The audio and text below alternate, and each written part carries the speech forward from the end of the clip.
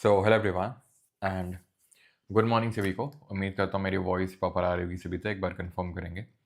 फिर हम लोग स्टार्ट करते हैं आज का लेक्चर नंबर 10th, जिसमें कि हम लोग करने वाले हैं पॉवर्टी, ठीक है, यानी कि गरीबी।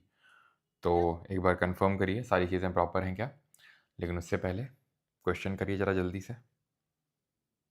पहला क्वेश्चन ये रहा आपकी स्क्रीन पे, that is the four main components of India's FC foreign exchange reserves include FCA, gold reserves, SDRs and the RTP in the IMF। ठीक है, पहला स्टेटमेंट है आपका।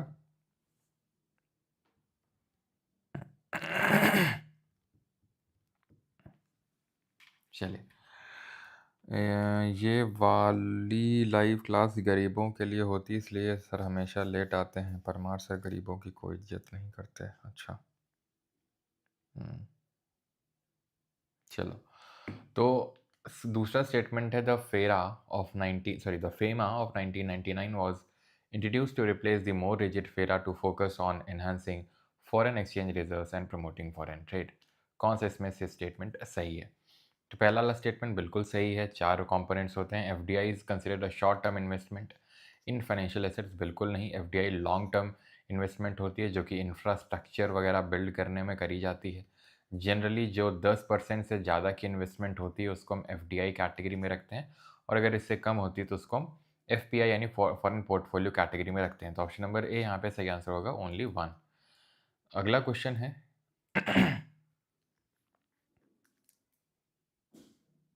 एक second, sorry sorry sorry sorry, ये पहला स्टेटमेंट मैंने इस क्वेश्चन का पढ़ लिया और दूसरा इसका पढ़ लिया, सॉरी। ठीक है, तो पहला इसका सही है। And the FEMA of 1999 was introduce to replace the more digit FERA. बिल्कुल सही है। ठीक है, फेरा कब आया था जरा बताइए। तो यहाँ पर option number C, both 1 and 2। Okay. The current account records export and import of visible items as well as invisible items like shipping and banking services. बिल्कुल सही है कि यहाँ पे करंट अकाउंट में जो गुड्स एंड सर्विसेज का trade होता है, नहीं, ट्रेड इन विजिबल्स एंड इनविजिबल्स, उसको रिकॉर्ड किया जाता है। तो पहला सही है। दूसरा वाला बिल्कुल गलत है, बिकॉज FDI शॉर्ट टर्म नहीं होता है, लॉन्ग टर्म होता है। तो ओनली वन यहाँ पे सही आंसर होगा, और यहाँ पे दोनों ही सही है। फेमा ने फेरा को रिप्लेस किया था। जो फेरा 1973 में आया था उसको 1999 में फेमा ने रिप्लेस किया था। Consider the following statement regarding the currency valuation. मुद्रा के मूल्यांकन के संबंध में निम्नलिखित कथनों पर विचार कीजिए। Depreciation is a decrease in the value of the domestic currency caused by market forces of supply and demand under a floating exchange rate system. Now, depreciation and decrease in the value of the domestic currency, yes. Caused by market forces of supply and demand under a floating, yes. ठीक है, क्योंकि अगर ये fixed exchange rate system के तहत होता तो इसको डेप्रिसिएशन नहीं बल्कि डीवैल्यूएशन बोलते हैं। Devaluation refers to a government induced reduction. ठीक है, तो बिल्कुल ये गवर्नमेंट इंड्यूस्ड होता है, ज़बरदस्ती किया जाता है। किस तरीके से किया जाता है हमने देखा था, मनी सप्लाई को इंक्रीज डिक्रीज करके सारी चीज़ें करी जाती हैं, डिवैल्यूएशन रिवैल्यूएशन, है ना। या तो हमारी डोमेस्टिक करेंसी को ऊपर नीचे करके, या फिर फॉरेन करेंसी को ऊपर नीचे करके। ऊपर नीचे मतलब उनकी सप्लाई ज़्यादा या कम करके। सो devaluation refers to a government induced reduction in the value of the domestic currency। बिल्कुल सही है। ठीक है, तो option number C, both 1 and 2। यहाँ पे आप मुझे LERMS सिस्टम के बारे में बता सकते हैं क्या, इसके तहत क्या आया था और ये कब आया था? NBFCs आर रजिस्टर्ड, ये तो यार ठीक है हम लोग कल ही कर चुके हैं। ठीक है, ये वाला गलत हो गया। M1 is narrow money, M3 is broad money. तो ऑप्शन नंबर ए यहाँ पे सही आंसर होगा, only one. Consider the following state with reference to the international financial history and institutions, consider the following statements. तो statement one है, the Bretton Woods conference of 1944 led to the creation of twin organisations IMF and World Bank. And 1944 के Bretton Woods सम्मेलन के परिणाम स्वरूप जुड़वा संगठनों IMF और वर्ल्ड बैंक की स्थापना हुई, विश्व बैंक के। बिल्कुल ये स्टेटमेंट सही है आपका। सर आप बनियान पहन के पढ़ाते हो क्या, ऐसा रेमो सर कह रहे थे। सर यार बनियान तो नहीं, सर्दियों में तो सर्दी लगती भाई। ठीक है, गर्मियों में तो हाँ पढ़ाता हूँ गर्मियों में तो पढ़ाता हूँ, लेकिन सर्दियों में तो नहीं। SDRs are a component of forex reserves often refer to as paper gold. बिल्कुल सही है। ठीक है, तो option number C, both 1 and 2। तो ट्विन ऑर्गेनाइजेशंस होते हैं कौन से, हमारे IMF और वर्ल्ड बैंक, जो 1944 में बने थे ब्रेटन वुड्स कॉन्फ्रेंस के द्वारा। वर्ल्ड बैंक को ही हम किस नाम से जानते हैं, IBRD, या फिर IBRD को ही हम वर्ल्ड बैंक के नाम से जानते हैं। ठीक है, international bank for reconstruction and development, ये इसका फुल फॉर्म है। दोनों का हेडक्वार्टर देखने को मिलेगा आपको कहाँ पर, दोनों का हेडक्वार्टर है वॉशिंगटन DC में। ठीक है, SDR सर, बिल्कुल SDR आपके पेपर गोल्ड होते हैं और यहाँ में 5 करेंसीज आती हैं। कौन कौन सी आती हैं? तो US डॉलर आता है, जापान का येन आता है, ठीक है, चाइना का युआन आता है, ठीक है, देन आपका यूरो आता है और आपका पाउंड स्टर्लिंग आता है। तो ये आपकी 5 करेंसीज होती हैं जिससे कि आपका SDR बनता है। ओके, तो आज के लेक्चर में हम लोग स्टार्ट करने वाले हैं पोवर्टी, यानी हम देखेंगे हम लोगों ने गरीबी देखी है। तो कोई रोएगा नहीं, बस सबसे उम्मीद यही है। हम लोगों ने गरीबी देखी है। सबने गरीबी देखी, मुझे पता है, लेकिन चाहे आप हो चाहे हम मैं हूँ, ठीक है, हर किसी ने गरीबी देखी, हर किसी की एक गरीब स्टोरी रेडी है, बस सक्सेसफुल होने का इंतज़ार है, ठीक है। तो पोवर्टी की अगर बात करेंगे तो इट इज़ अ स्टेट और condition in which an individual lakhs the financial resources and essentials for a basic standard of living. It can have diverse environmental, legal, social and economic, political issue, causes and effects. Again, ये कभी आपसे exam में नहीं पूछेगा, कोई हम board का exam नहीं प्रिपेयर कर रहे हैं जहाँ पे हमें लिखना पड़ेगा, ठीक है। तो इस तरीके के क्वेश्चंस तो आपको देखने को नहीं मिलते, लेकिन फिर भी समझ आना चाहिए गरीबी है क्या। अगर हम देखें डेफिनेशन क्या है गरीबी की, तो गरीबी वो है जहाँ पे लोगों के पास, ठीक है, गरीबी वह स्थिति अवस्था है जिसमें किसी व्यक्ति के पास जीवन के बुनियादी स्तर के लिए वित्तीय संसाधनों और आवश्यक वस्तुओं का अभाव होता है, ठीक है। जैसे कि खाना, रोटी, कपड़ा, मकान, जो हम 3 चीज़ें बोलते रहते हैं, ठीक है, मूवीज़ में बोला जाता है रोटी, कपड़ा, मकान। तो ये जो 3 चीज़ें अगर इसका भी अभाव है किसी पे, तो दैट उसको हम बोल सकते हैं कि वो पुअर है, गरीब है, ठीक है।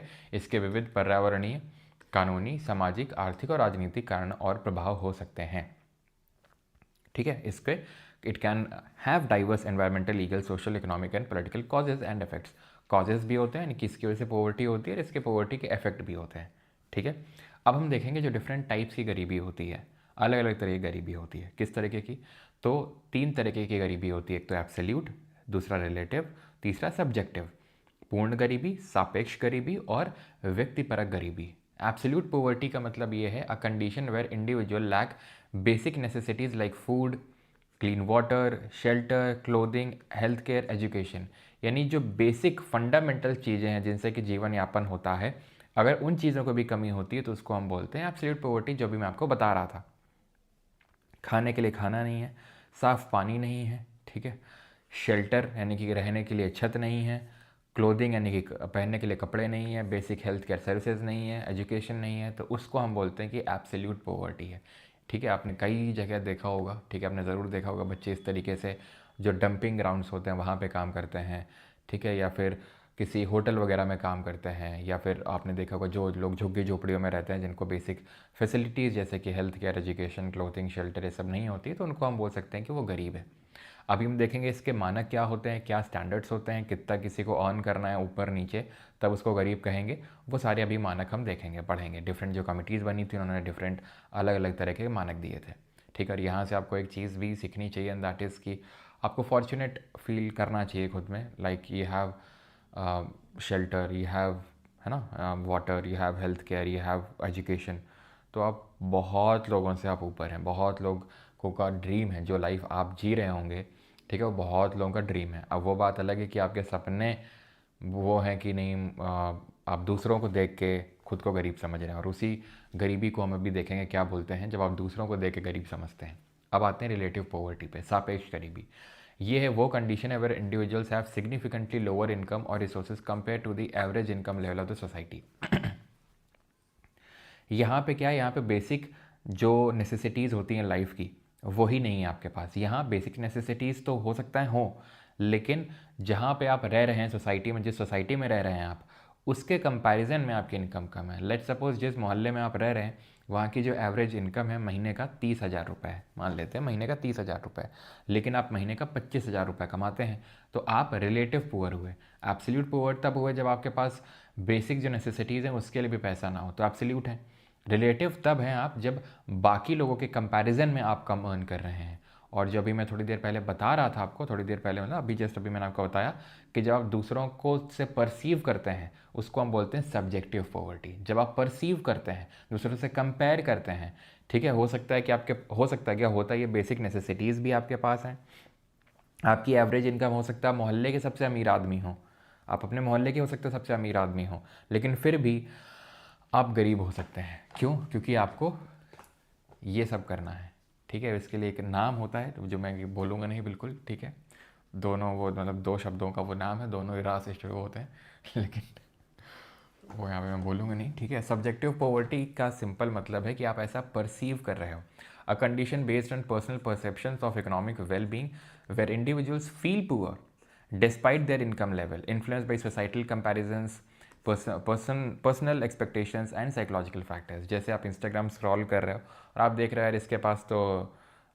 इतनी महंगी महंगी कार हैं, इतने अच्छे कपड़े हैं, इतने अच्छे घर में रह रहा है, जबकि ठीक है, तो उससे आप खुद को परसीव करने लगते हो। जबकि again there is another side of the story too. हो सकता है कि अमीर हो सकता है कि मोस्ट ऑफ द केसेस में यही होता है कि लोगों की जो औकात होती है उससे वो हमेशा ऊपर दिखाते हैं। ठीक है, मैंने ये ऑब्जर्व किया, पर्सनल मेरा ऑब्जर्वेशन है कि जो लोगों की औकात होती है वो उससे हमेशा खुद को ऊपर दिखाते हैं, ऐसी होड़ लगी रहती है। और मैंने ये लगभग लगभग तो 95% से ज़्यादा लोगों में ऑब्जर्व ही किया है कि जितना उनका स्टेटस है एक्चुअल में, उससे वो ज़्यादा दिखाने की कोशिश करते हैं। लाइक कैसे, अच्छे मतलब और महंगे कपड़े पहन के, ठीक है, मतलब मैंने देखा है लोगों को इस तरीके की अपनी पर्सनालिटी बना के रखते हैं ताकि लोग परसीव करें कि यार काफ़ी अमीर है ये। ठीक है, तो खैर जो भी है, सब्जेक्टिव पॉवर्टी क्या है कि आप ऐसा परसीव कर रहे हैं। ठीक है, और आगे बढ़ते हैं, पॉवर्टी एस्टिमेशंस पे आते हैं। तो in India poverty is measured by checking a person's income or consumption level. If their income or consumption is less than a set of minimum amount, they are considered the BPL, that is below the poverty line. आपने ज़रूर कभी ना कभी term सुना होगा BPL करके ना, BPL card है ना, राशन अगर आपको लेना है, पहले पता नहीं कुछ तो याद है, तो पता नहीं अभी होता है कि नहीं होता है, लेकिन एक पीले कलर का कार्ड बनता था, पता नहीं, मतलब जब हम लोग गाँव में रहते थे तो हमारा भी बना हुआ था, पीले कलर का कार्ड था, वो राशन कार्ड हुआ करता था शायद, और उसी से वो मिट्टी का तेल भी मिला करता था लिया था लोगों ने। ठीक है, तो पीले कलर का होता था कार्ड वो। तो वो बीपीएल इस तरीके से होता है कि बिलो द पॉवर्टी लाइन, यानी कि पॉवर्टी लाइन सेट कर दी गई गवर्नमेंट के द्वारा, अब उससे नीचे जो है उनको हम बोलेंगे बीपीएल। ठीक है, तो किस तरीके से मेजर करी जाती है पॉवर्टी इंडिया में, उसके इनकम और कंजम्पशन लेवल से, कि उसकी इनकम कितनी और उसके कंजम्पशन लेवल, मतलब कि वो कितना क्या कर रहा है, उपभोग कर रहा है। ठीक है, उपभोग है बेटा, वो नहीं जो तुम सोच रहे हो। Poverty estimation in India is carried out by Niti Aayog task force through the calculation of the poverty line based on data captured by NSSO. National sample survey जो ऑफिस है NSSO के डेटा के हिसाब से नीति आयोग जो task force है वो poverty estimation करती है, यानी वो गरीबी का मापन करती है। ठीक है, अंडर, और ये जो NSSO है वो किसके अंडर में आता है, वो MoSPI, that is ministry of statistics and programme implementation के अंतर्गत आता है ये। ठीक है, तो नीति आयोग देता है आपका पॉवर्टी एस्टिमेशन किसके डेटा के आधार पे, एनएसएसओ के डेटा के आधार पे। एनएसएसओ किसके अंडर में आता है, मॉस्पी के अंडर में आता है। ठीक है, मॉस्पी ही रिलीज़ करता है, अगर आपको याद हो, एनएसओ दैट इज़ नेशनल जो स्टैटिस्टिकल ऑफिस था एनएसओ, वही रिलीज़ कर रहा था क्या, सीपीआई, कंज्यूमर प्राइस इंडेक्स, याद है आपको। ठीक है, जो कि इंटर्न किसके अंडर में आता है, मॉस्पी के अंडर में आता है। जीडीपी भी कौन रिलीज़ कर रहा है, यही रिलीज़ कर रहा है आपका। ठीक है, WPI कौन रिलीज़ कर रहा है, जरा बताइए कमेंट में। ठीक है, तो अब आते हैं कि पॉवर्टी एस्टिमेशन कब से शुरू हुआ। तो सबसे पहले जो काम किया था हमारे दादा भाई नौरोजी जी ने किया था, अपनी किताब poverty and un British rule लिया था कि किस तरीके से ब्रिटिशर्स इंडियन वेल्थ को ड्रेन कर रहे हैं आउटसाइड इंडिया। ठीक है, तो पॉवर्टी ये पर्टिकुलर बुक है, हम लोगों ने हिस्ट्री में भी पढ़ा है, और इन्होंने सबसे पहले पॉवर्टी लाइन दी थी कि 16 से 35 रुपये पर कैपिटा पर ईयर। उस टाइम पे इतने बहुत होते थे। ठीक है, एक साल में अगर इतना कोई कमाता है तो वो गरीब नहीं है, इससे ऊपर कमाता है तो गरीब नहीं है, इससे नीचे तो गरीब है। और इन्होंने ध्यान रखना किसका यूज़ किया था इसको कैलकुलेट करने में, तो ध्यान रखिएगा प्रिजनर्स मेन्यू। क्या मैंने प्रिजनर्स की स्पेलिंग सही लिखी है, प्रिजनर्स मेन्यू, बताइए। तो प्रिजनर्स मेन्यू का मतलब ये है कि जो एक आदमी जेल में रहता है, प्रिजन में रहता है, तो उसको बेसिक जो नेसेसिटीज़ हैं, लाइक उसको आटा, चावल, ठीक है, दाल, जो भी है, जितनी उसकी रिक्वायरमेंट्स हैं प्रिजनर की, और प्रिजनर को उतना ही खाना दिया जाता है जितना से उसका बस चल सके, गुजारा चल सके। तो प्रिजनर्स मेन्यू का यूज़ किया था उन्होंने इस पॉवर्टी लाइन को कैलकुलेट करने के लिए। तो he is consider as the first person to give the estimation of the national income in India. ये हम देख चुके हैं कि सबसे पहले इन्होंने नेशनल इनकम ऑफ इंडिया भी दिया था। सबसे पहले साइंटिफिक अप्रोच किसने दिया था नेशनल इनकम का, कोई बताएगा, who was the first to give the scientific approach to the national income. अब आते हैं नेशनल प्लानिंग कमेटी 1938 में, जो कि बनाई जाती है सुभाष चंद्र बोस जी द्वारा under the chairmanship of Jawaharlal Nehru. तो नेहरू जी की चेयरमैनशिप पे बनी थी, ध्यान रखना, बनाई किसने थी, बोस जी ने बनाई थी, लेकिन पहले चेयरमैन कौन थे, नेहरू जी थे।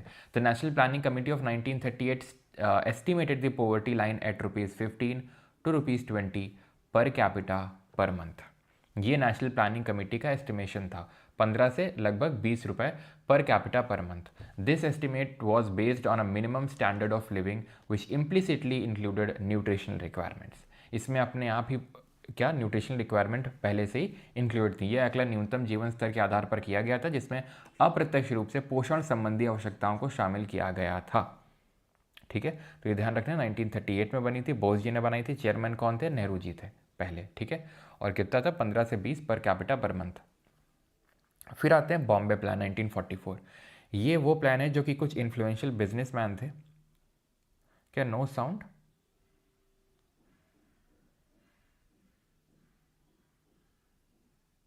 क्या हो गया भाई?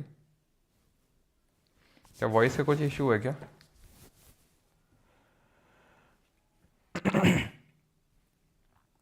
साउंड सही है? हाँ सही तो है, क्या इशू है?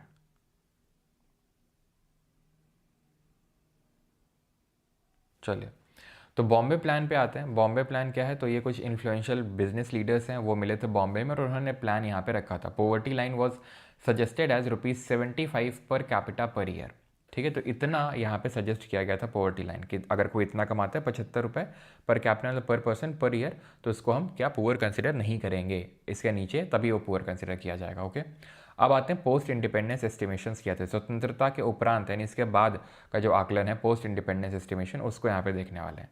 तो पहला है हमारा जो कमेटी है वीएम दांडेकर एंड एन रथ 1971। ठीक है, वीएम दांडेकर जो एन रथ है 1971 में इन्होंने अपना पॉवर्टी एस्टिमेशन दिया था, जिसको हम पहला ऑफिशियल बोल सकते हैं बिकॉज ये इंडिपेंडेंस के बाद पहला था। It was the first systematic assessment of poverty in India. पहला सिस्टमेटिक असेसमेंट था जो कि एनएसएसओ के डेटा पे बेस्ड था, नेशनल सैंपल सर्वे ऑफिस के डेटा पे बेस्ड था। It was an expenditure based poverty line estimation. Expenditure based या फिर हम बोल सकते हैं कि कैलोरी बेस्ड, कि कितना आप कंजम्पशन कर रहे हैं, कितने कैलोरी कंजम्पशन कर रहे हैं, ठीक है, पर डे, उसके हिसाब से 2250 कैलोरी निर्धारित किया गया था दांडेकर और रथ कमेटी के द्वारा, जो 1971 में बनी थी। रूरल और अर्बन दोनों के लिए कॉमन था। ठीक, अब अगली कमेटी जो बनती है 1979 में, अलग कमेटी बनती है वाई के अलग जी की चेयरमैनशिप पे। इसने क्या किया? रूरल के लिए अलग पैमाना सेट किया, अर्बन के लिए अलग किया। रूरल के लिए 2400 कैलोरी निर्धारित किया, तो वहीं अर्बन के लिए 2100 कैलोरी निर्धारित किया। ठीक है, so we consider poverty line for rural and urban areas on the basis of nutritional requirements and related consumption expenditures. तो न्यूट्रिशनल रिक्वायरमेंट्स रूरल के लिए अलग 2400, बिकॉज लोगों को गाँव में ज़्यादा काम करना पड़ता है तो ज़्यादा कैलोरी रिक्वायरमेंट्स होती हैं, और शहरों में थोड़ा कम काम करना पड़ता है तो कम कैलोरी रिक्वायरमेंट्स होती है। तो यहाँ पे क्या था? दांडेकर रथ कमेटी में 2250 कॉमन सेट कर दिया गया था। यहाँ पे क्या किया? और ये पहला सिस्टमेटिक असेसमेंट था। ठीक है, भले हम ऑफिशियल इसको ना बोले दांडेकर रथ को, लेकिन पहला सिस्टमेटिक असेसमेंट तो ज़रूर था। इसको जनरली हम पहला ऑफिशियल बोल देते हैं। ठीक है, बिकॉज गवर्नमेंट के द्वारा इस तरीके से प्रॉपर तरीके से बनाई गई थी। तो मेन यहाँ पे की डिफरेंस है कि रूरल के लिए अलग यहाँ पे था कैलोरी का रिक्वायरमेंट और अर्बन के लिए अलग। ठीक, ठीक है, तो ऐसे याद कर लो, अलग ने अलग अलग कर दिया, अलग ने अलग अलग कर दिया। ठीक है, तो ग्रामीण के लिए अलग और शहरी के लिए अलग। ठीक है, अब आते हैं Lakdawala committee. This committee define the poverty line on the basis of house hold per capita consumption expenditure. यानी कि इस समिति ने गरीबी रेखा को परिवार के प्रति व्यक्ति उपभोग व्यय के आधार पर परिभाषित किया है कि प्रति व्यक्ति यानी कि एक जो इंसान है, ठीक है, परिवार का, वो कितना उपभोग में व्यय कर रहा है। उपभोग का मतलब कितना कंजम्पशन में उसका एक्सपेंडिचर है, वो है लकड़ावाला। ठीक है, अब देख सकते हैं मनमोहन सिंह जी भी हैं। ठीक है, तो the committee used CPI industrial workers, CPI agricultural labourers for estimation of the poverty line. तो ये चीज़ ध्यान रखना है कि CPI इंडस्ट्रियल वर्कर और CPI एग्रीकल्चर लेबरर्स, इसका यूज़ किया था लकड़ावाला कमेटी ने। Consumption expenditure should be calculated based on calorie consumption as earlier. ठीक है, जो कंजम्पशन एक्सपेंडिचर है उसको कैलकुलेट करना है based on calorie consumption. Alright, state specific poverty line should be constructed, यानी कि हर स्टेट की अलग अलग अपनी अपनी पॉवर्टी लाइन होनी चाहिए, वो यहाँ पे लकड़ावाला कमेटी द्वारा बोला गया था।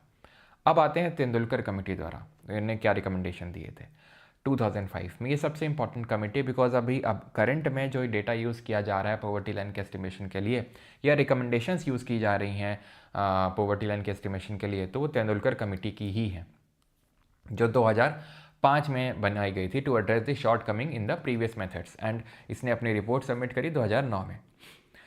It computed poverty line based on purchasing power parity in terms to ₹33 per day purchasing power parity में आपको पहले ही बता चुका हूँ कि एक कॉमन बास्केट ऑफ कमोडिटीज़ जो हर कोई इन जनरल कंजम्पशन में लेके आता है उसको हम इंक्लूड करते हैं परचेजिंग पावर पैरिटी में। अब it recommended to shift away from the calorie based model, इसने बोला कि इस कैलोरी बेस्ड मॉडल से बाहर आने की ज़रूरत है, ठीक है। And made poverty line broader, incorporation of private expenditure on health and education को भी इसने इंक्लूड किया। And it replaced uniform reference period to mix reference period. अब ये क्या चीज़ है? पहले क्या होता था, पॉवर्टी एस्टिमेशन के लिए आपका 30 दिन का डेटा लिया जाता था जिसको हम यूनिफॉर्म रेफरेंस पीरियड बोलते हैं। डेटा मतलब recall period. Like for example आपसे पूछा गया कि आपने पिछले 30 दिन में किन किन चीज़ों का कंजम्पशन किया है, किन किन चीज़ों को का उपभोग किया है, तो उसके हिसाब से आपका देखा जाता था कि आप पुअर हो नहीं हो किस तरीके से, ठीक।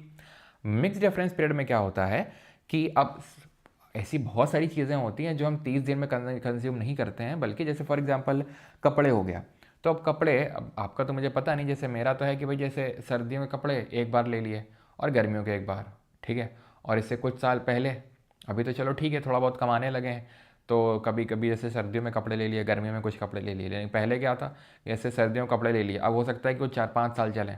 गर्मियों के कपड़े ले लिए, जब तक छोटे नहीं हो जाएंगे या जब तक फट नहीं जाएंगे तब तक वही कपड़े चलते थे। तो फिर ऐसे कैसे हम कंजम्पशन सिर्फ 30 दिन के बेसिस पे ले सकते हैं? तो इसीलिए यहाँ पर मिक्स रेफरेंस पीरियड यानी कि मिश्रित संदर्भ अवधि को लाया गया। इसमें क्या होता है, इसमें आपका यहाँ पे मैं लिख देता हूँ, ठीक है, यहाँ पे लिखता हूँ मैं, ठीक है, कि 30 डेज़ का एक होता है कि 30 दिन में आपको रिकॉल करना है कि आपने क्या क्या खाया है, ठीक। क्योंकि खाने वाली चीज़ तो ऐसा तो है नहीं कि 30 दिन का व्रत रख के 31वें दिन खाते हैं, तो मतलब फूड वाला तो 30 दिन में ट्रैक किया जा सकता है। और 365 दिन फॉर इनफ्रीक्वेंट आइटम्स या नॉन फूड आइटम्स हम बोल सकते हैं,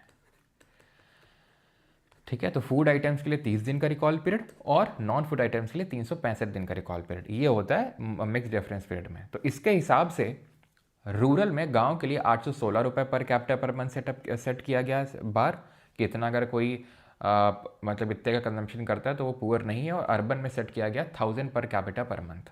तो रूरल के लिए अलग 816 कैलोरी बेस्ड नहीं है, ये आपका एक्सपेंडिचर बेस्ड है, आप देख सकते हैं। क्यों? क्योंकि ये जो है it shifted away from the calorie based model, यानी कि इसने कैलोरी आधारित मॉडल से हटने की सिफारिश की और गरीबी रेखा को अधिक व्यापक बनाया और इलेबोरेट किया और उसको ब्रॉड किया, ठीक है। तेंदुलकर कमेटी हो गई। अब ठीक है, तो according to the planning commission the percentage of people below poverty line overall 29% है, ठीक है, ठीक है, जिसमें कि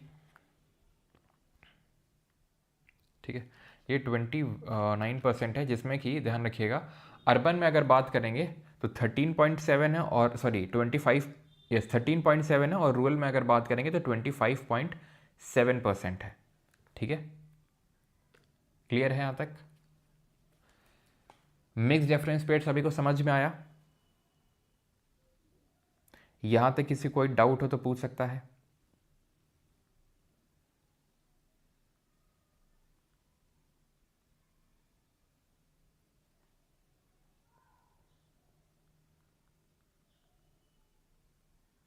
किसी को यहां तक कोई डाउट तो नहीं है?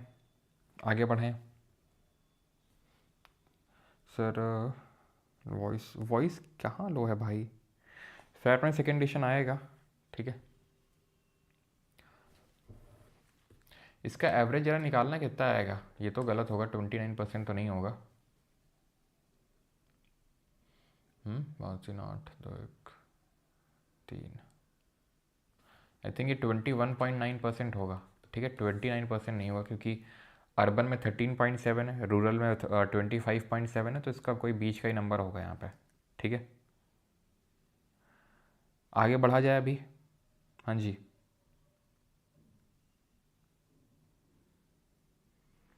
हाँ फैटमेंट में चेंज है, 21.9 कर लो, 29% नहीं होगा वो। रंगराजन कमेटी पे आते हैं, 2012 में बनी थी। It included 3 components in poverty basket: food items, essential not food items and behaviourally determined non food items.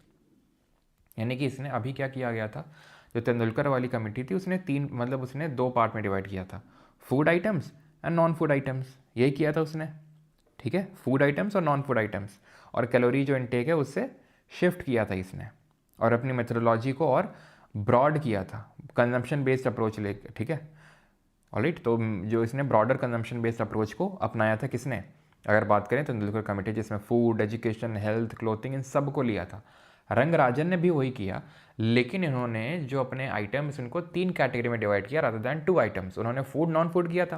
इन्होंने food items, essential non food items and behaviourally determined non food items, यानी food items हैं और non food items को further 2 part में divide कर दिया था, एक तो एसेंशियल और दूसरे behaviourally determined.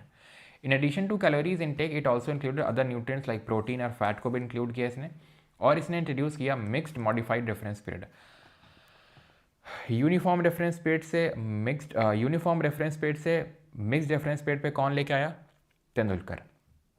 Mixed reference period से मिक्स्ड मॉडिफाइड रेफरेंस पीरियड को कौन लेके आया? रंगराजन। इन्होंने क्या कहा? इन्होंने कहा कि फूड आइटम्स को देख लो 30 दिन में कितना कंजम्पशन कर रहे हैं, और 30 दिन में ही देख लो एसेंशियल नॉन फूड आइटम्स। अब एसेंशियल अगर नॉन फूड आइटम है, एग्जाम्पल के तौर पे गाड़ियों में तेल डलवाते हैं, 30 दिन के बाद तो नहीं डलवाते हैं। अगर जनरली हम यूज़ करते रहते हैं फ्रीक्वेंटली तो उसको 30 दिन के अंदर ही डलवाते हैं।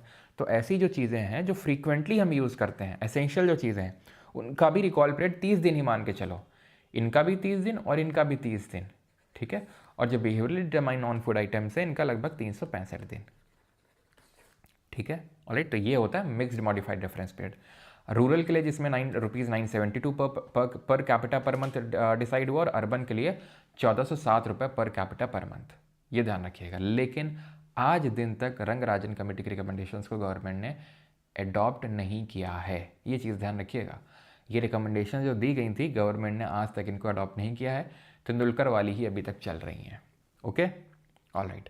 पॉवर्टी रिडक्शन में ट्रेंड की अगर बात करेंगे तो 2004-05 में 407 मिलियन पीपल वर पुअर, लगभग which is 37.2% in BPL. Rural में 41.8%, तो वहीं अर्बन में 25.7%।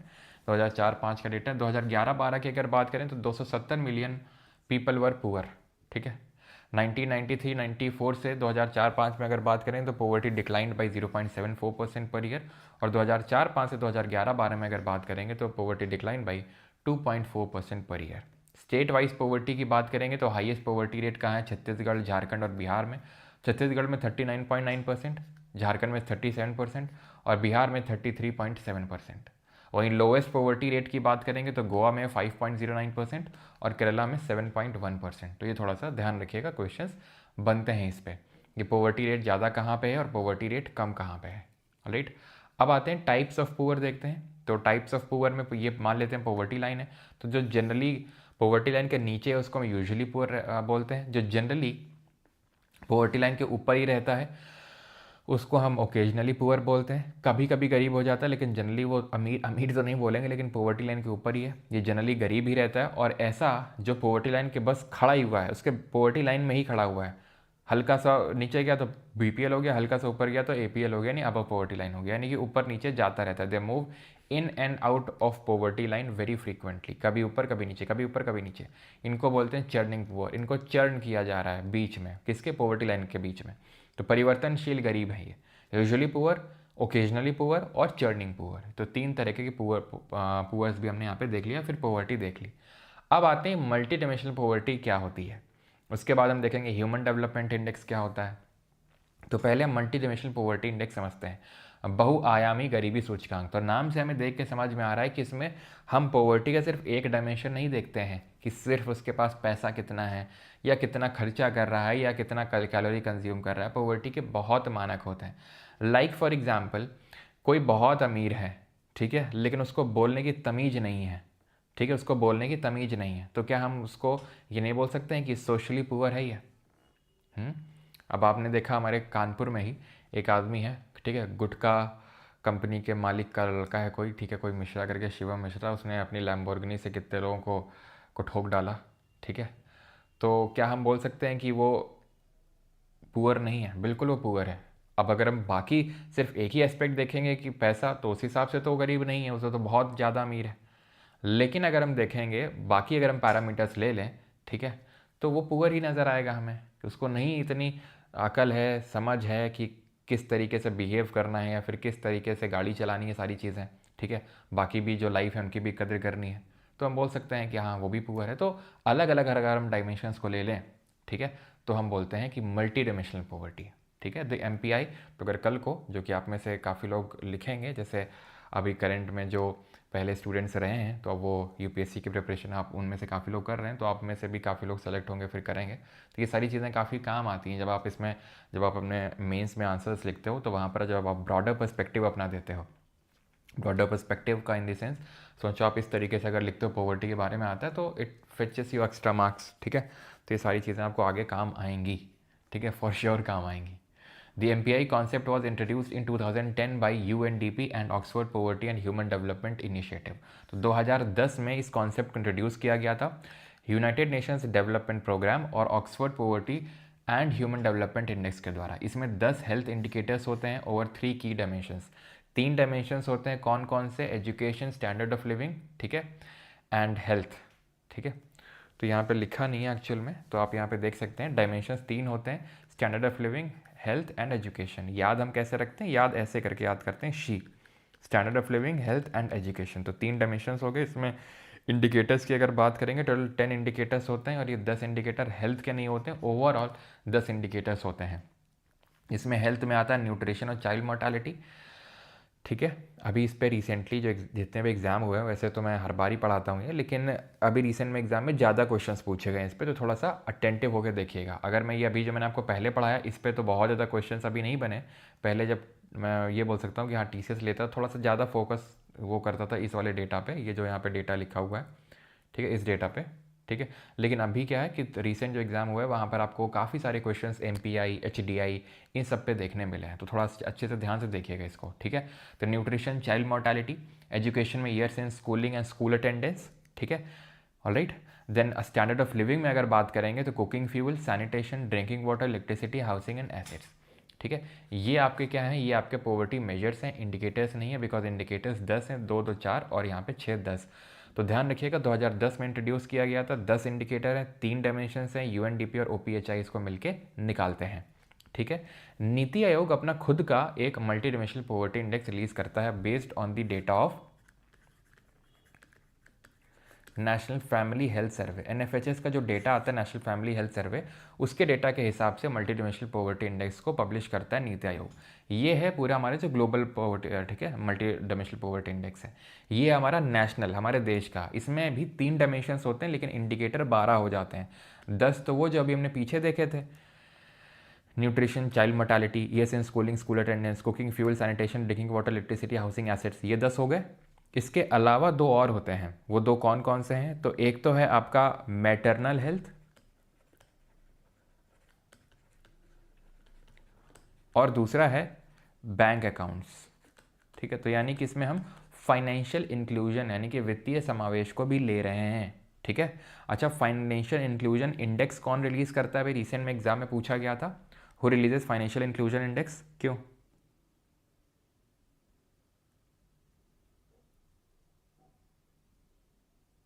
सर कोई शक्ल से गरीब दिखता है और वो अमीर हो तो वो किस कैटेगरी में आएगा? शक्ल से गरीब दिखता है लेकिन अमीर ये तो टफ क्वेश्चन है, ठीक है, थोड़ा सोचना पड़ेगा। Multidimensional poverty in India has decline since 2005-6 as measured in the national MPI, ठीक है। अकॉर्डिंग टू नीति आयोग का जो डेटा है, 24.8 crore people have escaped multi dimensional poverty in India in the last 9 years.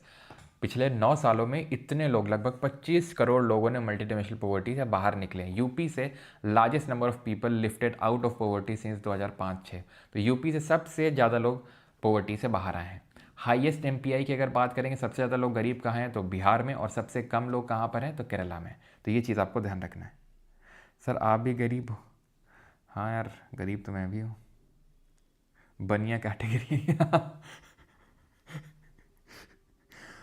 अच्छा, बनिया कैटेगरी है, ओके ओके ओके। दिखते गरीब हैं लेकिन होते अमीर है, क्यों? चलो, तो ये चीज़ समझ में आ गई आपको कि नीति आयोग का भी खुद का होता है हमारा, ठीक है। इसमें 12 इंडिकेटर होते हैं, 3 डायमेंशंस होते हैं, लेकिन 12 इंडिकेटर्स 10 और ये 2 एक्स्ट्रा होते हैं। और ये जो पिछला वाला डेटा था, उस पिछला वाला जो निकाला गया था नीति आयोग के द्वारा, ये national multi dimensional poverty index, तो उसका ये डेटा है, ठीक है। ये हिंदी में आपका लिखा हुआ है। नीति आयोग ने नवंबर 2021 में राष्ट्रीय बहुआयामी गरीबी सूचकांक नामक रिपोर्ट जारी की, जो 12 संकेतकों का उपयोग करके भारत में गरीबी का मापन करता है। तो कितने संकेतक होते हैं? 12 संकेतक होते हैं, ठीक है। ये है आपका एक्सपोर्ट प्रिपेयर्डनेस इंडेक्स फ्रेमवर्क। ये भी नीति आयोग के द्वारा रिलीज़ करता है। क्योंकि नीति आयोग इसको रिलीज़ करता है तो मैंने सोचा इसके बारे में भी आपको बता दिया जाए। एक्सपोर्ट प्रिपेयर्डनेस इंडेक्स फ्रेमवर्क, इसमें ध्यान रखिएगा 4 पिलर्स होते हैं। कितने पिलर्स होते हैं? 4 पिलर्स होते हैं। पॉलिसी, ठीक है, पॉलिसी कौन सी? एक्सपोर्ट पॉलिसी, बिजनेस इकोसिस्टम, अब जरूरी नहीं कि बिजनेस इकोसिस्टम लिख के देगा तभी तुम मानोगे, बिजनेस एनवायरनमेंट भी आ सकता है, export ecosystem, export environment, export performance. तो export policy, business ecosystem, export ecosystem and export performance, ये 4 पिलर्स होते हैं नीति आयोग के एक्सपोर्ट प्रिपेयर्डनेस इंडेक्स फ्रेमवर्क के। बस इसमें इतना ही ध्यान रखना है आपको, ठीक है। अब उसमें किसका कितना वेटेज होता है वो लिखा हुआ है। तो सबसे ज़्यादा वेटेज किसका होता है? बिजनेस इकोसिस्टम का सबसे ज़्यादा वेटेज होता है, जिसमें business environment, infrastructure, transport, connectivity आती है। तो क्या सर इसके सब परसेंटेजेस भी हमें याद करने की ज़रूरत है? बिल्कुल नहीं। क्या याद करना है? रिलीज़ कौन करता है, कितने पिलर्स होते हैं, पिलर का नाम क्या क्या है और उनका वेटेज कितना है। तो पिलर्स का अगर नाम याद है तो बस याद कर लो 40% बिजनेस इकोसिस्टम का और बाकी सब का 20% है, ठीक है। बाकी जो सब इसके अंदर कैटेगरीज बनी हुई हैं ये आपको रटने की ज़रूरत नहीं है, कितना ही रटोगे। अब आते हैं MVI। ये क्या है? मल्टी डायमेंशनल वल्नरेबिलिटी इंडेक्स, ठीक है, multi dimensional vulnerability index. Vulnerability, कभी कभी तो राइटिंग अच्छी बन जाती है लेकिन कभी कभी क्यों राइटिंग बहुत बेकार बनती है। वल्नरेबिलिटी, पता है मैं राइटिंग कॉपी करने में एक्सपर्ट था अपने मतलब स्कूल में। जैसे कोई मेरे बगल में बैठता था ना, उसकी जो भी राइटिंग होता था, ठीक है, मेरी राइटिंग वैसी रहती है, पता नहीं क्यों ठीक है, लोग सरप्राइज हो जाते थे, ठीक है। जो भी मेरे बगल में बैठता था उसकी राइटिंग फिर मेरी राइटिंग बन जाती थी। अगर मुझे अच्छी लग गई उसकी राइटिंग तो तुरंत विद इन नो टाइम मैं ठीक है राइटिंग उतार देता था उसकी में। खैर, तो मल्टी डायमेंशनल वल्नरेबिलिटी इंडेक्स की अगर बात करें तो इसको रिलीज़ कौन करता है? तो it is released by UNGA, United Nations general assembly, इसको रिलीज़ करता है। ये इंपॉर्टेंट है। इसमें वल्नरेबिलिटी और रेजिलियंस को टेस्ट किया जाता है। सोशल वल्नरेबिलिटी, वल्नरेबिलिटी का मतलब होता है कि कौन कितना ज़्यादा वल्नरेबल है। वल्नरेबल से मतलब ये है लाइक कि अगर हम बोलें तो so poor are more vulnerable to, या फिर हम बोल सकते हैं कि women are more vulnerable to falling in the BPL category, ठीक है। तो वल्नरेबल मतलब किसके ज़्यादा चांसेस, तो सोशल, इकोनॉमिक, एनवायरमेंटल वल्नरेबिलिटी होती है। रेजिलियंस में सोशल, इकोनॉमिक और एनवायरमेंटल, तो मतलब वल्नरेबिलिटी होती है, रेजिलियंस होता है, ध्यान रखना। रिलीज़ कौन करता है? UNGS को रिलीज़ करता है। अच्छा, सेम, मैं भी, मी ऑल्सो, मैं भी, ओके। काफ़ी मतलब अच्छा।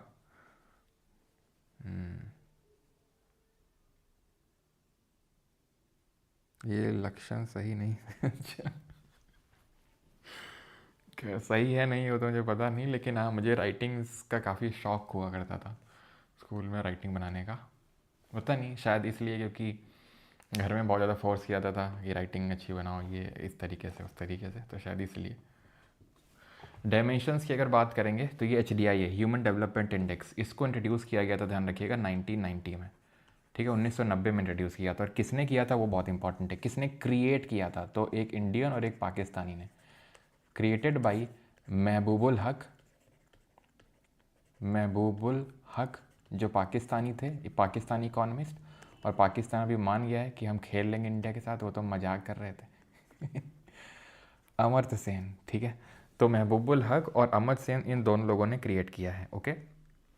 3 डायमेंशंस होते हैं जिसमें शी होता है, इसमें long and healthy life, knowledge and a decent standard of living, ठीक है। डिसेंट स्टैंडर्ड ऑफ लिविंग का मतलब ये है कि आपकी कितनी ग्रॉस, ठीक है, नेशनल इनकम है पर कैपिटा, इसको यहाँ पे टेस्ट किया जाता है, ओके। ये अच्छा सॉरी लिखा हुआ है यहाँ पे, ठीक है। तो GNI पर कैपिटा ये आपका इंडिकेटर है यहाँ पे। देन इंडिकेटर नॉलेज में expected years of schooling, mean years of schooling. और इंडिकेटर यहाँ पे अगर बात करेंगे लॉन्ग एंड हेल्दी लाइफ में तो क्या है?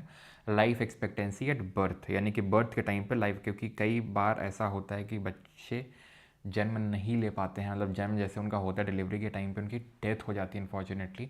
जो लोग खासकर अगर आप देखोगे तो गरीब होते हैं, जो उतना अच्छी हेल्थ सर्विसेज को अफोर्ड नहीं कर सकते हैं, उन लोगों के साथ ज़्यादा होता ही है कि बच्चों की डेथ हो जाती है बर्थ पे, जिसको हम बोलते हैं इन्फेंट मोर्टेलिटी रेट, IMR। जब मैं सेंसस पढ़ाऊंगा तो वहाँ पे उसका डेटा बताऊंगा। इसी तरीके से होता है MMR। आपने देखा होगा काफ़ी सारी जो मदर्स होती हैं बच्चे को जब जन्म देती है तब उनकी डेथ हो जाती है, तो उसको बोलते हैं maternal mortality, MMR maternal mortality rate. U5MR होता है अंडर 5 मोर्टालिटी रेट, यानी कि जहाँ पर 5 साल के अंदर बच्चों की डेथ हो जाती है।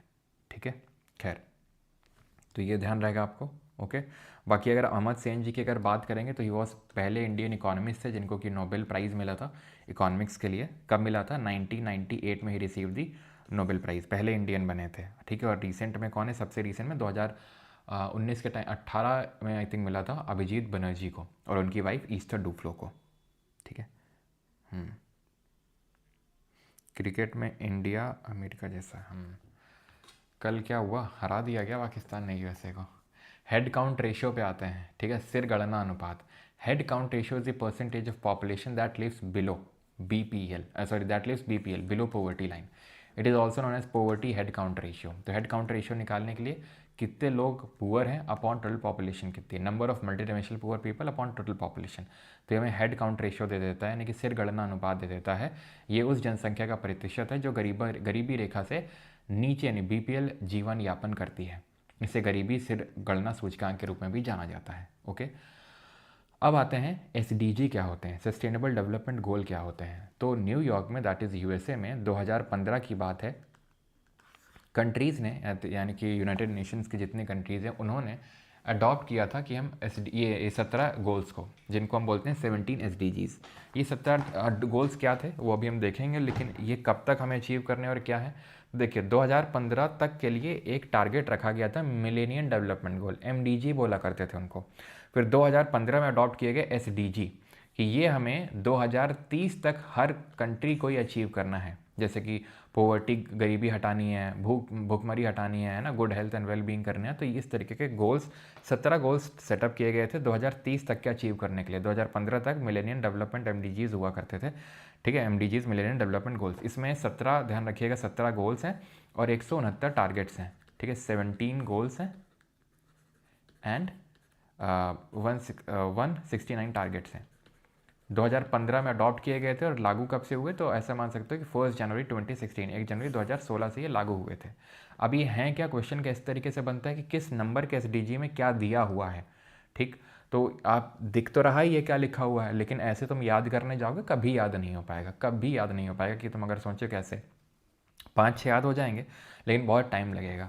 लेकिन आप जिस तरीके से मैंने याद किया था अगर आप वैसे याद कर लोगे, ठीक है, बाकी आप खुद का ही बना सकते हो। आई नो कि इसके बाद तुरंत आएगा इससे अच्छा तो हम ट्रिक के लिए ट्रिक दे दो, इससे अच्छा तुम खुद से याद कर लें, तो आप खुद से याद कर सकते हैं। ठीक है, कोई दिक्कत वाली बात नहीं है। लेकिन अगर इससे याद करना चाहें जिस तरीके से मैंने किया था तो आप देख सकते हैं, नहीं तो बाकी आपकी मर्जी है। ठीक है, ओके।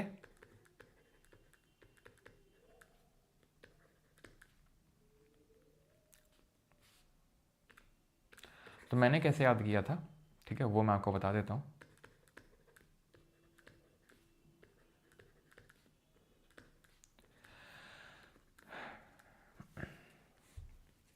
ऐसे फ्यूज़, ठीक है, ये पूरा एक वर्ड है, PHPHEWS, फ्यूज़।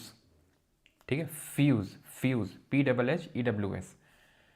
ठीक है, एस दवाई खाकर रिस्क को कम करते हैं।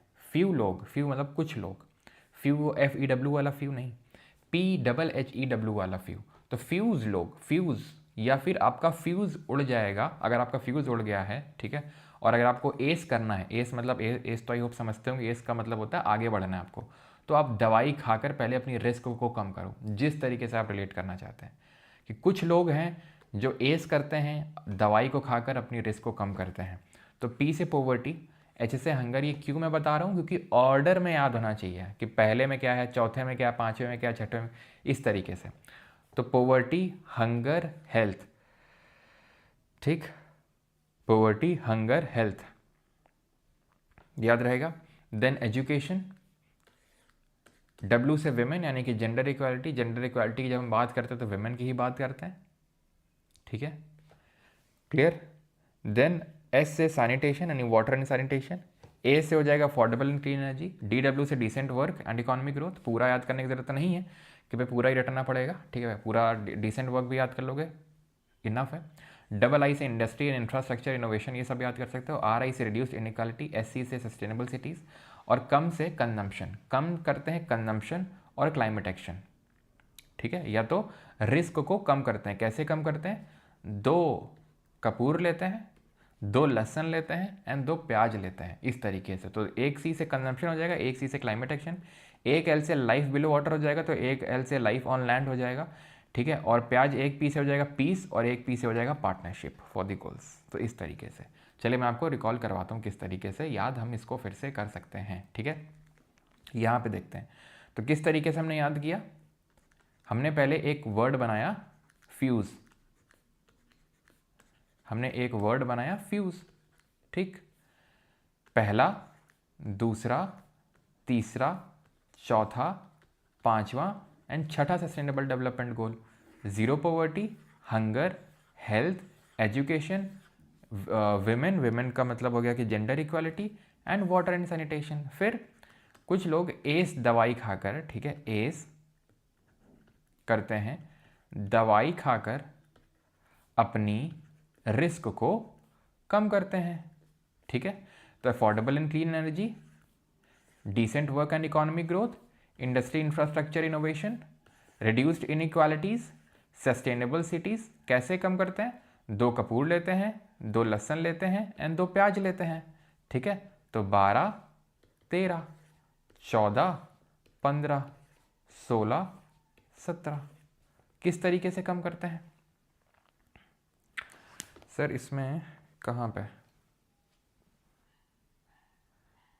फ्यूज़, एजुकेशन, विमेन, नहीं आपको हिंदी में पढ़ाने में क्या आफत आ जाती है? हाँ यार, आ तो जाती है, फिर कैसे, क्या कुछ करना चाहिए बताओ? आ तो जाती है आफत, और तुमको इंग्लिश में पढ़ने में आफत आ जाती है, तुम ये बताओ, तुमको इंग्लिश में पढ़ने में आफत आती है। खैर, तो यहाँ पे 2 कंजम्पशन क्या था, तो मतलब 2 कपूर क्या था, तो एक तो कंजम्पशन था और एक क्या था, climate action, life on water, life on land, peace, partnership. ख़त्म हो गए 17 SDGs, ख़त्म। अब आते हैं जो पहली क्लास में, अगर आपको याद हो तो मैंने आपको एक टॉपिक छुड़वाया था, और वो था ये मार्जिनल प्रोपेंसिटी टू कंज्यूम। इसको हम समझ लेते हैं ये क्या है, ठीक है, ओके। तो marginal propensity to consume refers to the portion of additional income that a person spends on consumption rather than saving. It measures how much consumption increases when income rises by 1 unit. उपभोग की सीमांत प्रवृत्ति अतिरिक्त आय से के उस हिस्से को संदर्भित करती है जिसे एक व्यक्ति बचत करने के बजाय उपभोग पर खर्च करता है। यह मापता है कि आय में 1 इकाई की वृद्धि पर उपभोग में कितनी वृद्धि होती है।